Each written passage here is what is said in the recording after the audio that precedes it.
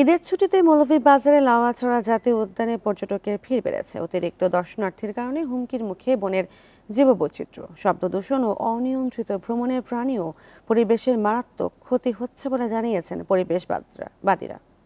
Bundle থাকলে প্রতি সেনমানিতে টাকা বাঁচবে। বিকাশ সেনমানি বান্ডেল কিনে জিতুন প্রতি লেনদেনে।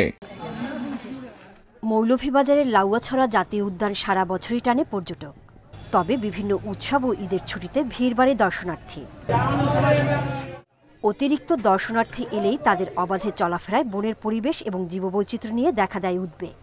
এবার ঈদের ছুটিতে উদ্যানে আসেন ৮,০০০-এর বেশি দর্শনার্থী। এত মানুষজনের সমাগম হলে সেখানে পশু পাখির একটু ক্ষতিগ্রস্ত হয়। এই বন্যপ্রাণী থাকে না, এখানে ভয় পায়, যার কারণে এই যে চিলাচিলিটা কিন্তু খুব খারাপ। পরিবেশবাদীরা বলছেন, বনের পরিবেশ রক্ষায় প্রতিদিন নির্দিষ্ট সংখ্যক দর্শনার্থীর অনুমতি এবং শব্দদূষণ নিয়ন্ত্রণে কঠোর ব্যবস্থা নিতে হবে।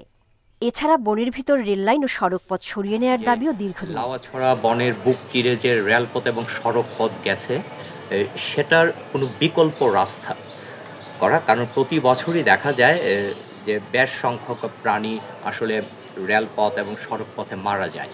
আবার অনেক প্রাণী যে মারা যায় সেগুলোর তথ্য আসলে আমরা জানতে পারি না। পর্যটকের চাপ কমাতে বনে দর্শনার্থী প্রবেশ মূল্য ৫০ টাকা থেকে বাড়িয়ে ১১৫ টাকা করা হয়। ফলে এবছর চাপ কিছুটা কমেছে বলে দাবি বন বিভাগের। আমাদের দিকে সবসময় সাউন্ড বলেন বা সাউন্ড পলিউশন বলেন, সবকিছুর দিক দিয়ে আমরা সজাগ দৃষ্টি রাখি।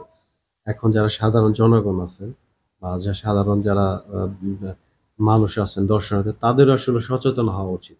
লাউয়াছড়া জাতীয় উদ্যানে রয়েছে চশমা পরা হনুমান, মায়া হরিণ, লজ্জাবতী বানর সহ ৪৬০ প্রজাতির দুর্লভ প্রাণী ও উদ্ভিদ। Independent news.